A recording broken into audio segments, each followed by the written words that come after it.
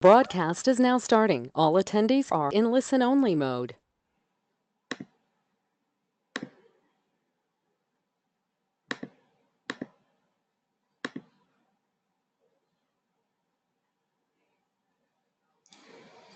Hi everyone, thanks for making it through to the last session of Trauma-Informed Care. So today we're going to be talking about trauma-informed communication, which has to do how we speak about trafficking, how we speak about survivors of trafficking, and just those that we serve, and how we want to image and message our organization, and how we do that definitely begins at the program level so that people are able to identify strengths and make changes that need to happen.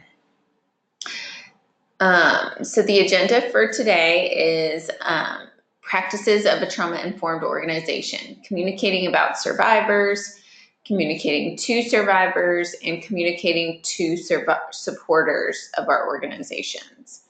We're going to talk a lot about media and how we use images and why that's important. And we'll talk about storytelling as well as the power of positivity, which is how we want to message the hope and healing that can happen at Wellspring Living.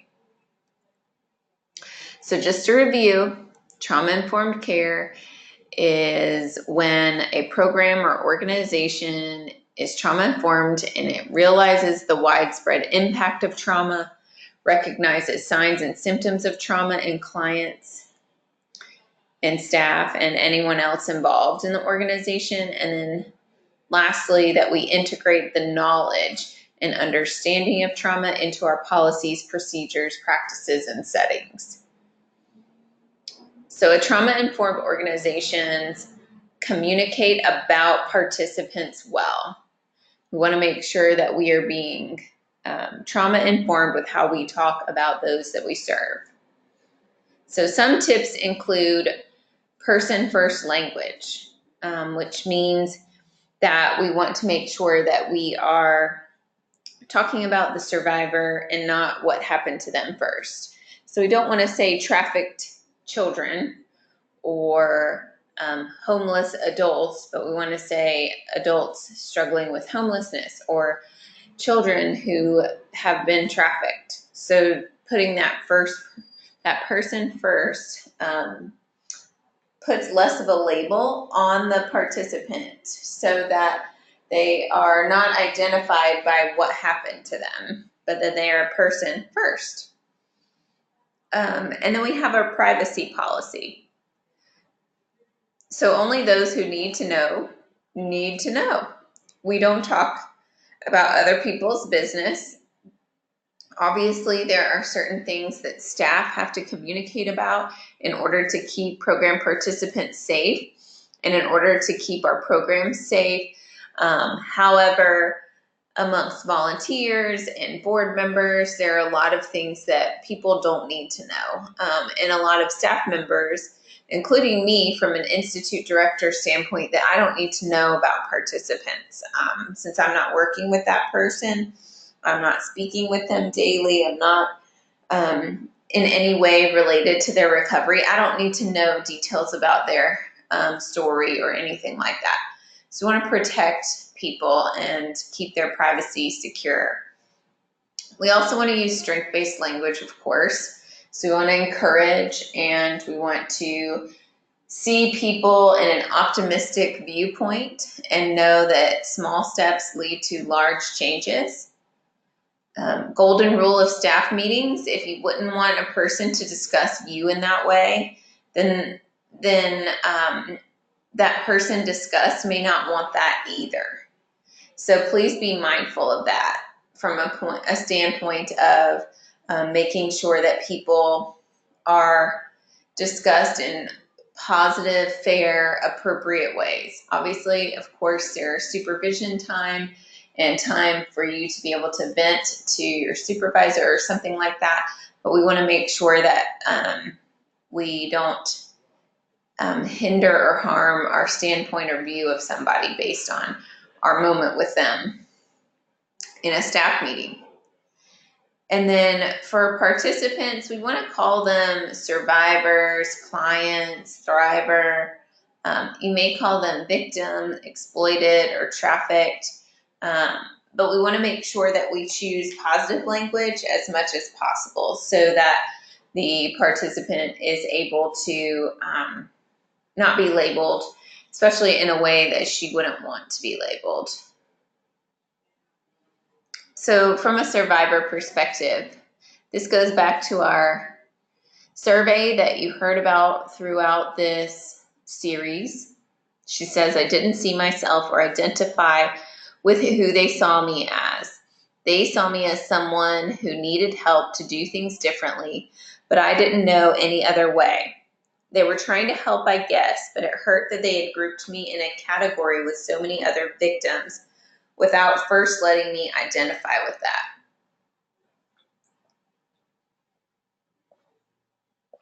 This goes back to how we name participants, not naming them a victim if they aren't in fact one or don't believe that they were.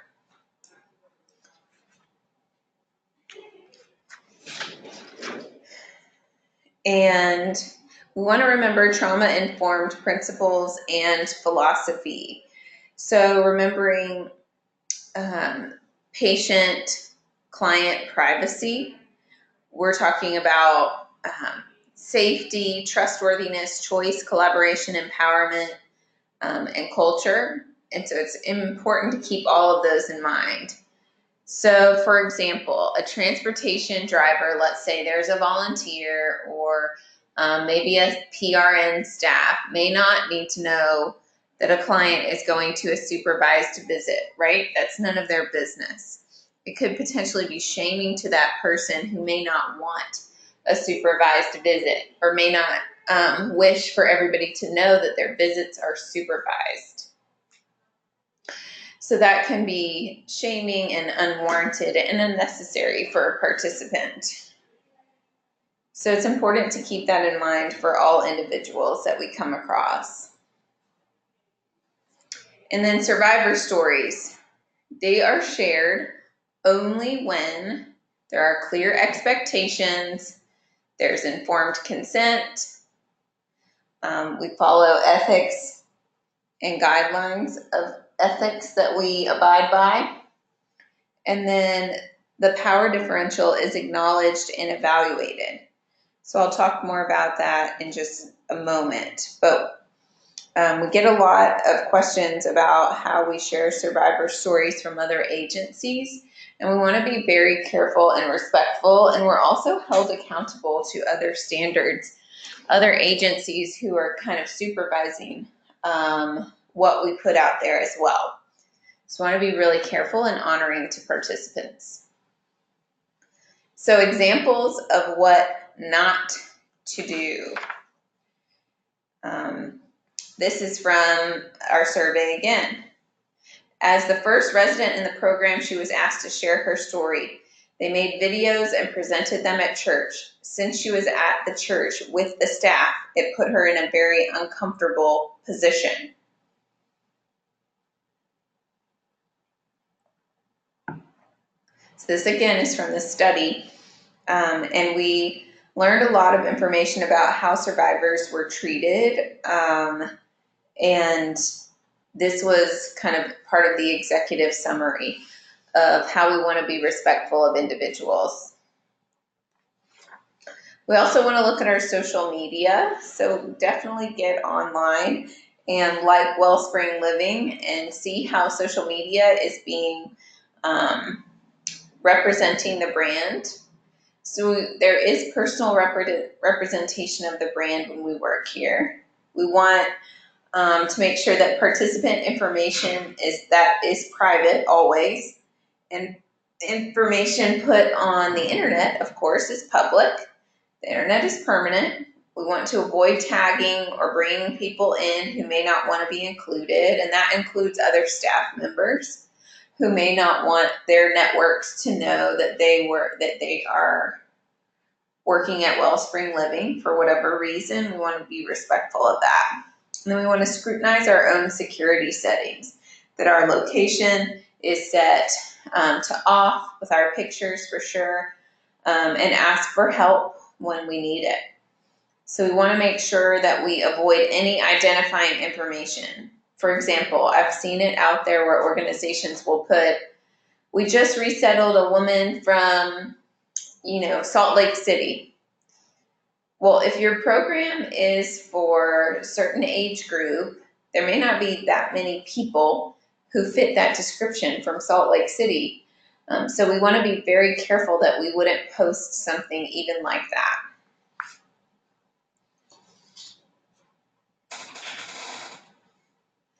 And then we also get asked a lot of times our success or failure rate or whatever. People don't put it in very kind language oftentimes. They ask us, what's your success rate? And that's a problem question. It really translates human lives into numbers. Is the opposite failing? Are they failing at life? We want to make sure that we review the stages of change and relapse with people who are asking questions like that, and we're tracking metrics in strength-based languages. So we are asked this question for sure, and a lot of times we see people cringe who work at the program because we know that each person who goes through the program, who enters, has their own success and definition of success. And we don't want to necessarily put them into a box with what that person sitting in the community thinks success looks like, because success looks different for everybody, which is a quote from a survivor directly on that survey. And so, see, with the image there, I really wanted to illustrate our belief that success is a continuum. So some people are on the stairs towards the left, and some people are on the stairs towards the right. So let's make it educational for people who ask questions like that.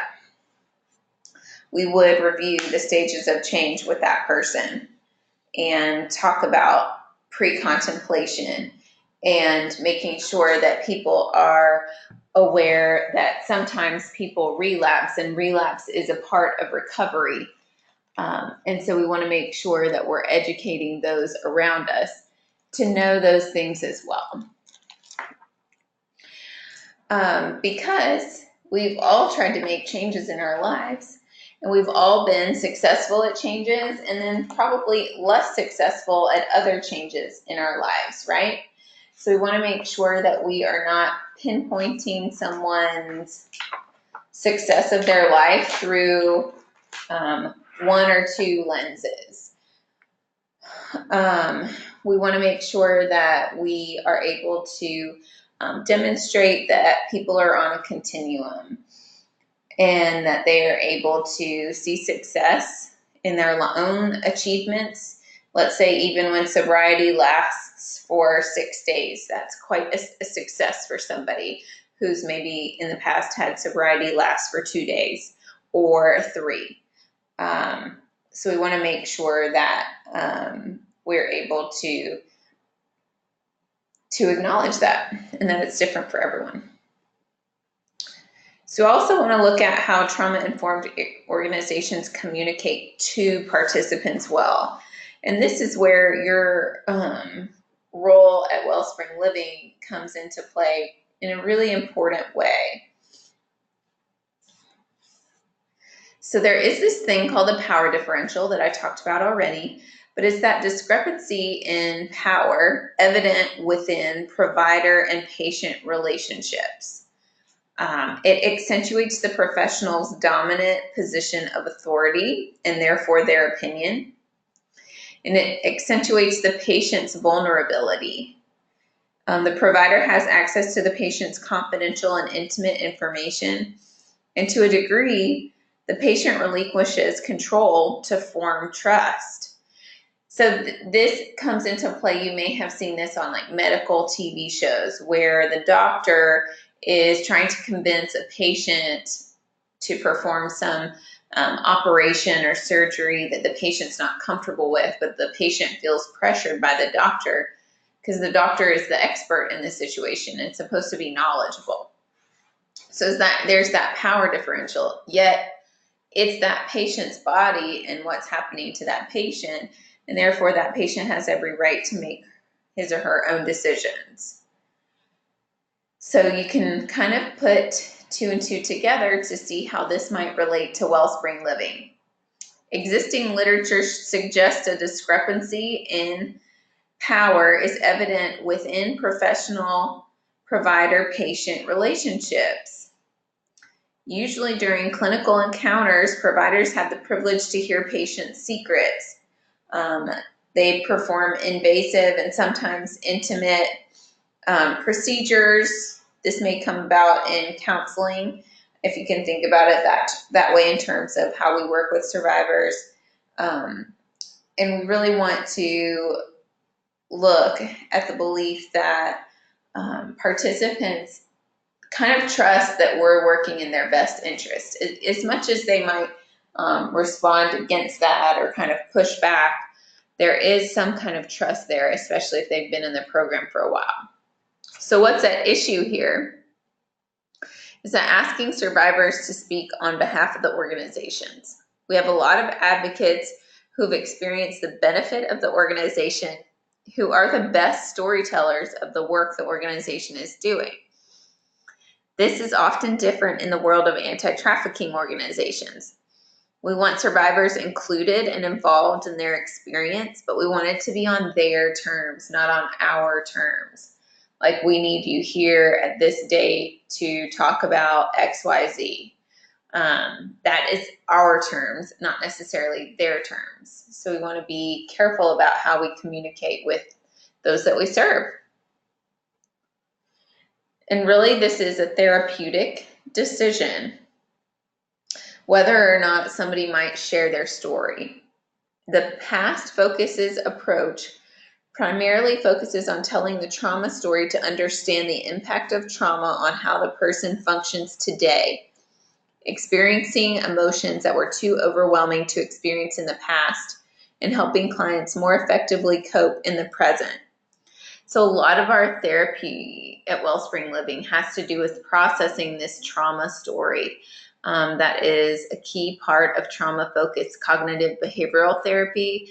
And it's a key part in the 3 stages of trauma recovery.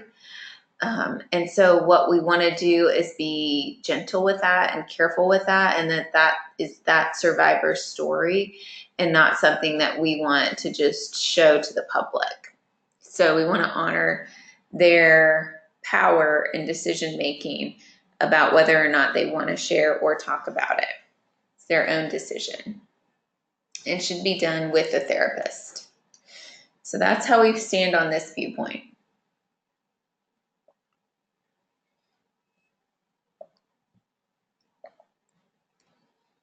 There's also informed consent.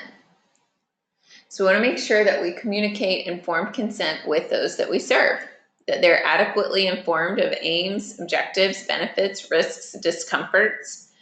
We want to also understand and rationally evaluate the contents of a consent form. Let's say if they're participating in a study, or if they are sharing about their experience in any kind of way. We also want to help them discern if the potential benefits outweigh the potential costs. And we want to do that fairly. The more emotionally distressing an event, the more distorted the meaning the individual assigns to self, other, and the world. So we want to realize that about trauma, and is it worth having that participant kind of walk through that again? Have she processed it completely? Is she able to move forward? Has she moved past it? So we want to make sure that we're wise in how we communicate. So participants should be really making that language accessible and a safe place to ask for clarity and help understanding. A lot of times, sometimes with studies that are done, informed consent is written in kind of like legal foreign language. And so we want to help them to process that language and to know what they're signing. It's really important.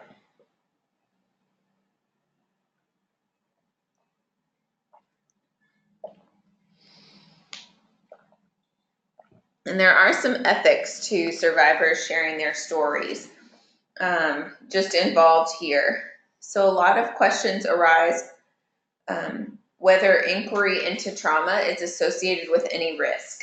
And so we see a lot of pros here, but also a lot of cons. The cons are longer.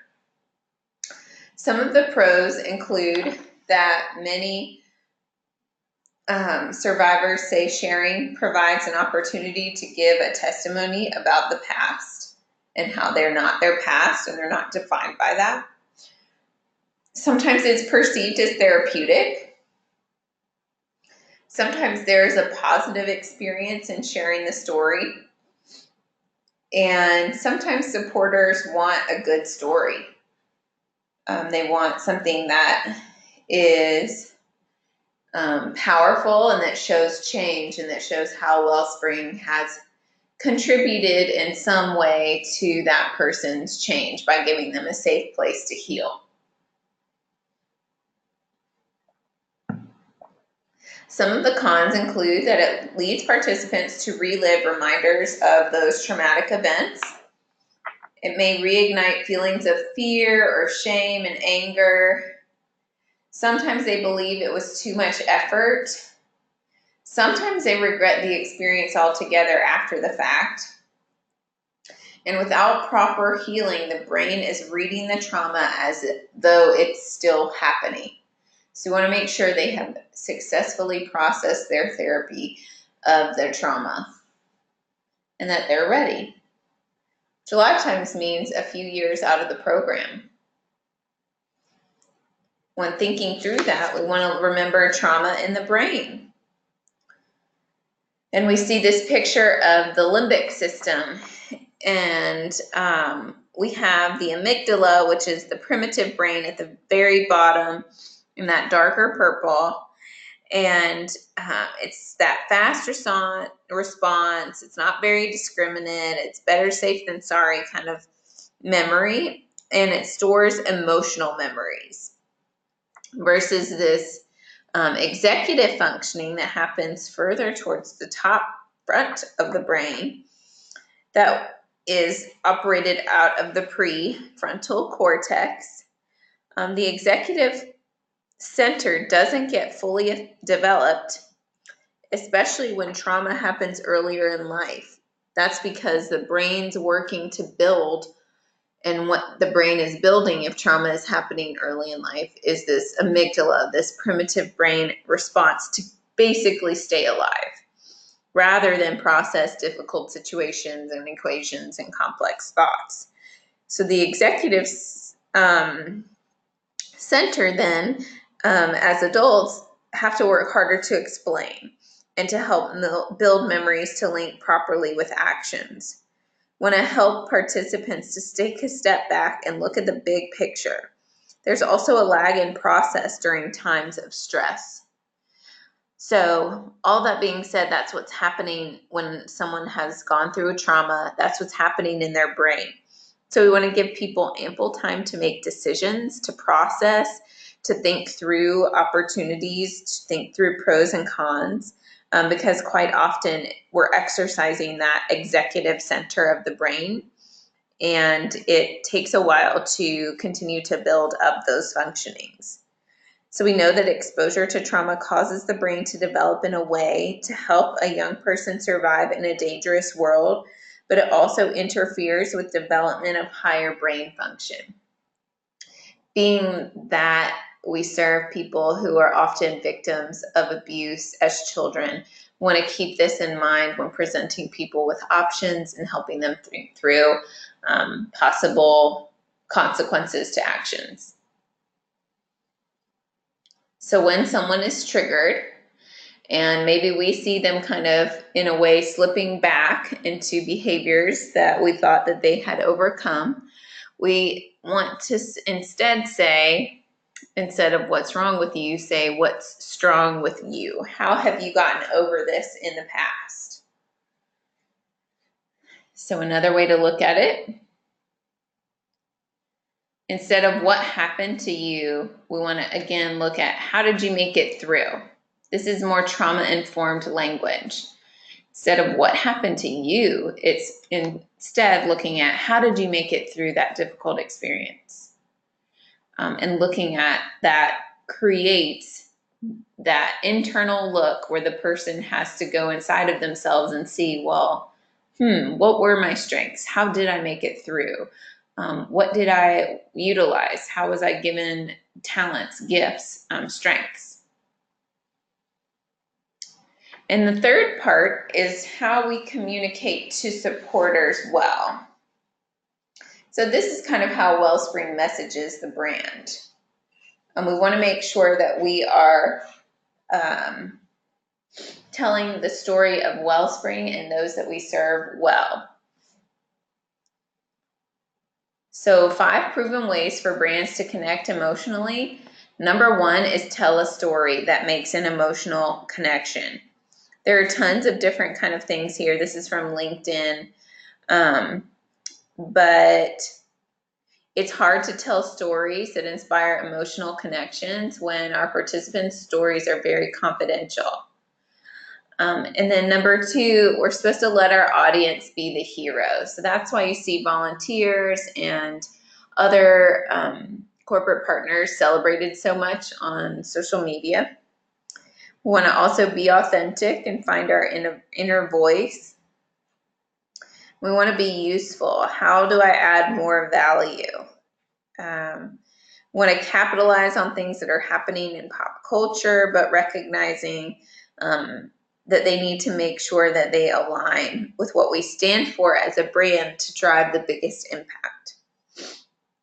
And then number 5, embrace the opportunity to surprise and delight our audience. So that's what we want to do when we send positive messages and that we champion positive things that are happening in the world.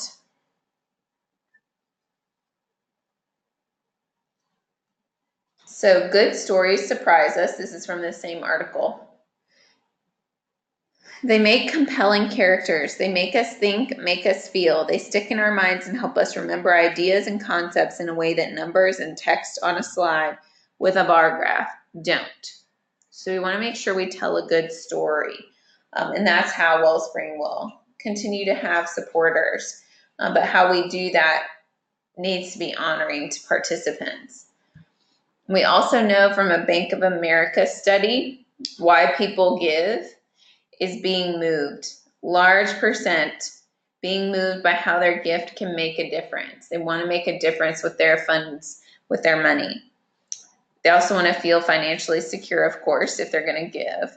They want to give to an organization that'll use the money efficiently, which is why we are so careful about our budgets. And a lot of people give because they give to the same cause all the time. But that top one is how they can make a difference. That's important to our volunteers and to our board members, which is why we need to continue to keep that in the forefront.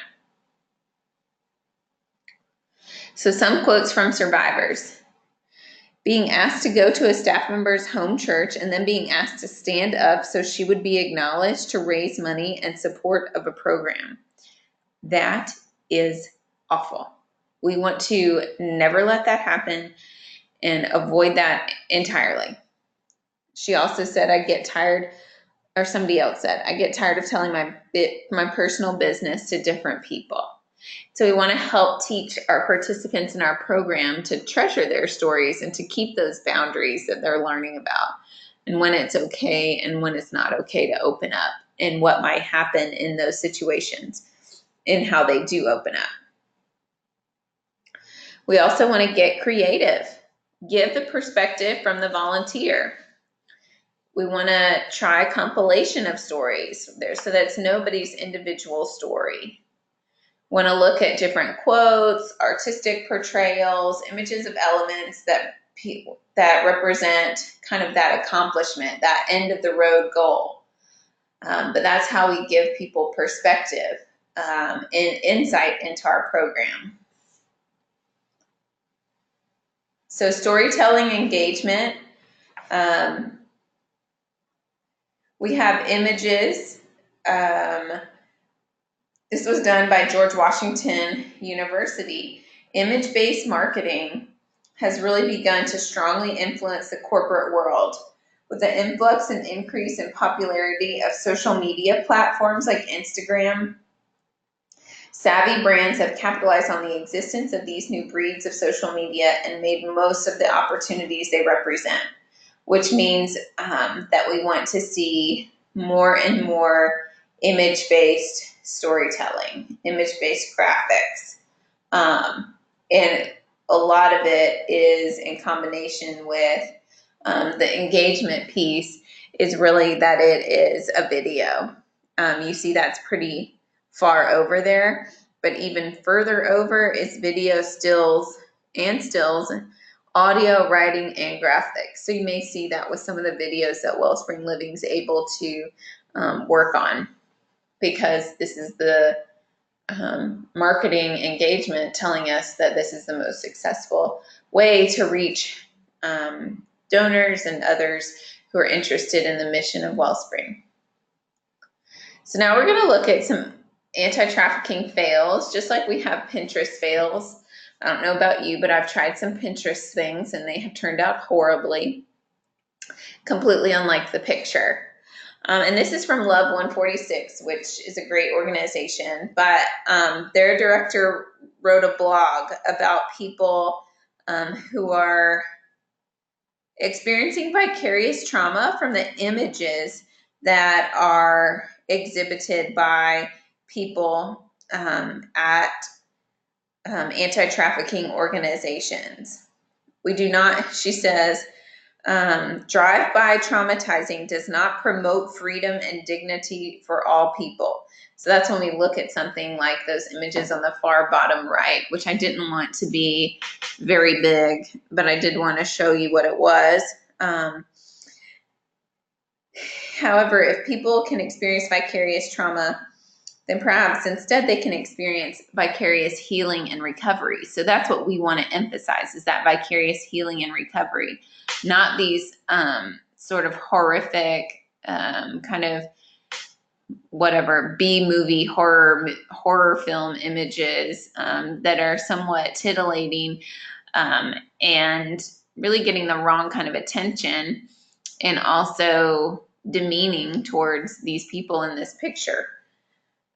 So we want to avoid these anti-trafficking fails.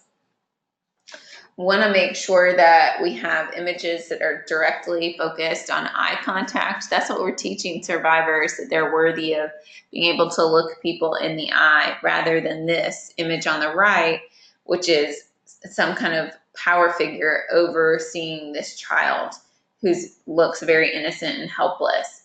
But rather we want to look people in the eyes and see the power that they have. And we have positive images. We want people to be seen in a happy light.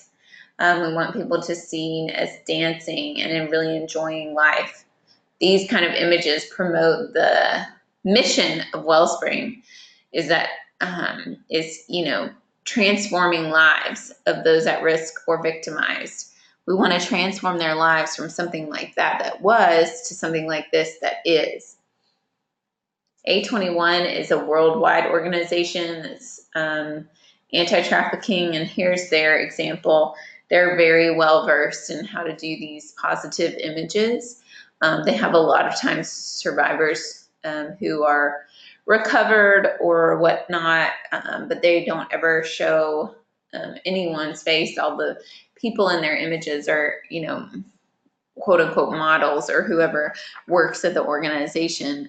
So they're able to really not terrify anyone with this image, but just show people an image to look to. Wellspring Living is also trying to do the same thing. This little girl obviously is not a trafficking survivor, but her mom and her decided that she would love to be in these images for Wellspring Living to help any way they could. And this is a helpful way. We want to portray this beautiful little girl in the happy and healthy and hopeful light that we want for all of our participants. And the quality standards for DMST. This comes from Georgia Cares, I believe, and definitely signed by Wellspring. But we want our confidentiality policy to include that all members support confidentiality. There is a violation policy that youth are not used in any way with advertising or fundraising. Success stories never violate confidentiality. We're very vague and we change a lot of details with youth stories. We also want to make sure the program has a media reporting policy and limits access for security measures, so which we do all of those things. So that is our information, and thank you again for making it through. Hopefully you'll be able to complete the series with this and with the test or the quiz that you'll take in just a little bit. But again, thank you so much for being here and for learning and for participating.